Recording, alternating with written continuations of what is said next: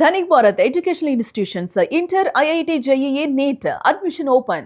Harare వేదికగా జరిగినటువంటి తొలి T20లో భారత్ ఘన విజయం సాధించింది. జింబాబ్వే పైన 7 వికెట్ల తేడాతో గెలుపొందింది టీమిండియా. టాస్ ఓడి మొదటగా బ్యాటింగ్ చేసినటువంటి జింబాబ్వే నిర్ణీత 20 ఓవర్లలో 125 7 పరుగులు చేసింది. ప్రధానంగా కేవలం 13.2 ఓవర్లలోనే లక్ష్యాన్ని కూడా ఊదేసింది టీమిండియా. 3 వికెట్లు మాత్రమే కోల్పోయి మ్యాచ్ ను ముగించింది భారత్. యువ సెన్సేషన్ వైభవ్ సూర్యవంశీ అరుదైనటువంటి రికార్డుని నెలకొల్పారు. కేవలం 18 బంతుల్లోనే హాఫ్ సెంచరీ మార్కును కూడా దాటడం జరిగింది. ఇక 4 ఫోర్లు 4 సిక్సర్లతో విరుచుకుపడ్డాడు యంగ్ ప్లేయర్. అతి పిన్న వయసులోనే అంతర్జాతీయ T20లో అర్ధ శతకం బాది ప్రపంచ రికార్డును సాధించాడు వైభవ్. 19 బంతుల్లో మొత్తం 50 పరుగులు చేసి అవుట్ అయ్యాడు వైభవ్ సూర్యవంశీ. సునాయాస విజయంతో సిరీస్ లో భారత్ బోని కొట్టిందని చెప్పుకోవాలి. ప్రధానంగా జింబాబ్వేతో జరిగినటువంటి తొలి T20 మ్యాచ్ లో టీమిండియా 7 వికెట్ల తేడాతో ఘన విజయం సాధించడం, సిరీస్ లో శుభారంభాన్ని చేసినటువంటి వైనాన్ని మనం చూస్తున్నాం. ప్రధానంగా టాస్ మొదట బ్యాటింగ్ ఎంచుకోవడం కూడా కొంతవరకు కీ రోల్ పోషించింది.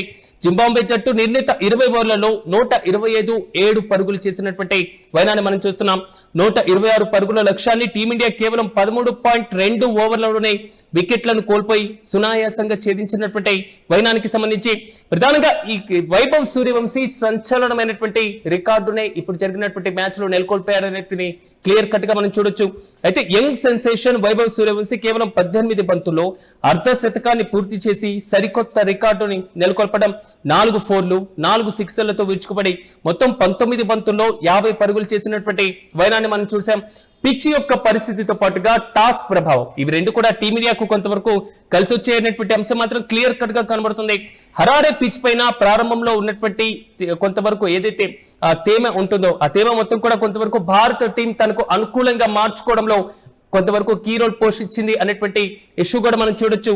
అయితే భారత బౌలర్ల క్రమశిక్షణతో కూడినటువంటి దాడి జింబాబ్వే బ్యాటర్లను నిల్చుకోలేకపోయింది. మరి ముఖ్యంగా వాళ్ళు నిలబడలేక అక్కడి నుంచి వారి యొక్క పరుగుల్ని కూడా సమర్పించుకోవడం, మొత్తం మీద కష్టాల్లో టాప్ ఆర్డర్ కు వచ్చినటువంటి వైనాన్ని కూడా మనం చూడొచ్చు.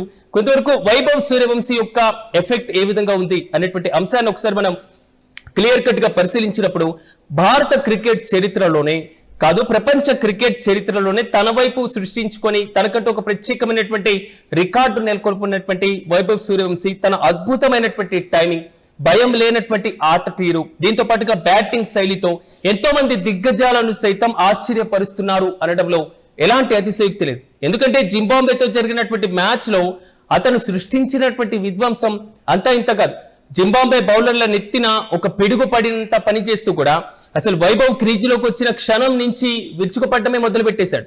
అసలు మైదానం నలుమూలలా షాట్లు బాదుతూ ప్రత్యర్థి బౌలింగ్ లైనప్ కూడా ఒక కోలుకోలేని దెబ్బతీసినటువంటి విజువల్స్ ను మనం మ్యాచ్ లో చూడొచ్చు. ప్రధానంగా కేవలం 18 బంతుల్లోనే హాఫ్ సెంచరీ చేయడం జరిగింది. అంటే అటాకింగ్ గేమ్ ను పీక్స్ కి తీసుకువెళ్లడం కానీ, లేదా కేవలం 18 బంతుల్లోనే ఒక అర్ధ శతకాన్ని పూర్తి చేసినటువంటి వైనం కానీ అందరినీ ఆశ్చర్యపరుస్తుంది. వైభవ్ సూర్యవంశీ పైన తనకున్నటువంటి హోప్స్, అతని మీద పెట్టుకున్నటువంటి నమ్మకాన్ని, అతని ఫ్యాన్స్ అతని మీద ఉన్నటువంటి ఆశ్చర్యకరమైనటువంటి సంఘటన మరోసారి నిలువెత్తు నిదర్శనంగా ఈ రోజు మ్యాచ్ చేసింది అనడంలో కీలకంగా రోల్ పోషిస్తుంది. దాంతో పాటుగా తన ఇన్నింగ్స్ లో 4 ఫోర్లు 4 సిక్సర్లు బాది స్టేడియంలో ఉన్నటువంటి అభిమానులందరినీ కూడా మైమరిపింపజేశాడు అనటం కీరోలు. మరి ముఖ్యంగా చెప్పుకోవాలంటే ఒక సుడిగాలి ఇన్నింగ్స్ ను ఆడి చివరి 19 బంతుల్లో 50 పరుగులు చేసి కూడా పెవిలియన్ కు చేరడం జరిగింది.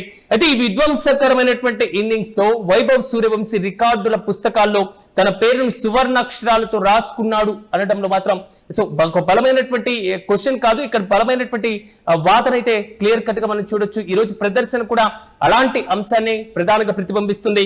అయితే గతంలో అనేక దిగ్గజాల పేర్ల మీద ఉన్నటువంటి రికార్డులను వారి మొత్తాన్ని కూడా చెరిపేస్తూ చిన్న వయసులో అంతర్జాతీయ స్థాయిలో ఇంతటి ఒక మానసికమైనటువంటి ధైర్యం, ఒక షార్ట్ సెలక్షన్ ప్రదర్శన క్రికెట్ ప్రపంచాన్ని ముగ్ధులని చేసింది అనేది మాత్రం తన ఏదైతే ఆట తీరును మనం మరోసారి చెప్పుకోవచ్చు.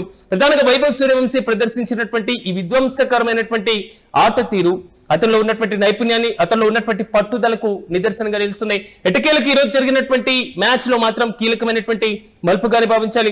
సో ఆట తీరు జింబాబ్వే నిర్దేశించినటువంటి 126 పరుగుల స్వల్ప లక్ష్యాన్ని, లక్ష్యం చిన్నదే అయినా టీమిండియా ఇన్నింగ్స్ కు మాత్రం ప్రారంభించడం, భారత ఓపెనర్లు యువ సంచలన వైభవ్ సూర్యవంశీ అభిషేక్ శర్మ క్రీజ్ లోకి రావడం, జింబాబ్వేతో జరుగుతున్నటువంటి మ్యాచ్ లో భారత యువ ఆటగాడు వైభవ్ సూర్యవంశీ అద్భుత ప్రదర్శన చేయడం, హరారే వేదికగా జరిగినటువంటి తొలి T20 మ్యాచ్ లో జింబాబ్వే పైన 7 వికెట్ల తేడాతో భారత ఘన విజయం సాధించడం. సో కొంతవరకు అందరు హ్యాపీగా ఫీల్ అవుతున్నారు, అభిమానులు కూడా కేరింతలు మనం చూడొచ్చు ఫ్యాన్స్ కి సంబంధించి. అయితే జింబాబ్వే నిర్ణీత 20 ఓవర్లలో 125 పరుగుల యొక్క లక్ష్యాన్ని ఇవ్వడం జరిగింది. సో కొంతవరకు లక్ష్యం చిన్నదైన భారత టీం కూడా ఒక బలమైనటువంటి ప్రదర్శన చేసింది. అందులో వైభవ్ సూర్యవంశీ గురించి చాలా ప్రత్యేకంగా చెప్పుకోవాల్సినటువంటి అవసరం ఖచ్చితంగా ఉంటుంది. 19 పరుగుల్లో బంతులకు సంబంధించి 50 పరుగులు చేసినటువంటి ఘనతతో మ్యాచ్ ను తన వైపు తిప్పుకొని అందరి దృష్టిని తన వైపు వేసుకుని ఆకర్షించినటువంటి వైనం. అయితే ఈ మ్యాచ్ లో యువ సంచలనం వైభవ్ సూర్యవంశీ మొత్తం తాను సాధించినటువంటి హాఫ్ సెంచరీతో 4 4లు 4 6లతో మరోవైపు తన వైపు మ్యాచ్ మొత్తాన్ని కూడా మార్చుకున్నటువంటి వైనాన్ని మనం చూడొచ్చు. అయితే ఇక్కడ క్లియర్ కట్ గా మనం గమనించాల్సినటువంటి అంశం కూడా ఉంది. ఈ రోజు జరిగినటువంటి మ్యాచ్ కి సంబంధించి కూడా సో ఆల్మోస్ట్ దీనికి సంబంధించి ఎవరైతే ఆట తీరు అంటే మన టీం తరపున ఆడారో వారందరూ కూడా అద్భుతమైనటువంటి ప్రదర్శన కనబరిచినటువంటి వైనాన్ని మనం చూస్తున్నాం. సో హరారే వేదికగా జరిగినటువంటి దాంట్లో ఆల్మోస్ట్ మయాంక్ యాదవ్ కానివ్వండి, లేదా అశోక్ శర్మ అయినా, ప్రిన్స్ యాదవ్ అయినా, అదేవిధంగా శివం దుబే, అదేవిధంగా రవికి సంబంధించి సో రవి బిష్ణోయ్కి సంబంధించి సో వీరందరూ కూడా వారి పరిధిలో కొంతవరకు ఆట తీరు కనపరిచిన సో ప్రధానంగా కనబడుతున్నటువంటి అంశం వైభవ్ సూర్యవంశీ. ఈ ఒక్క ఆటగాడు మాత్రమే ఈరోజు మ్యాచ్ ను తన వైపు తిప్పారు అనడం మాత్రం సో తన పేరును సువర్ణ అక్షరాలతో లిఖించబడింది అనడంలో మాత్రం ఖచ్చితంగా చెప్పుకోవాల్సినటువంటి అంశంగానే భావించాలనేది మాత్రం విశ్లేషకుల దగ్గర నుంచి వస్తున్న ప్రధాన అభిప్రాయం.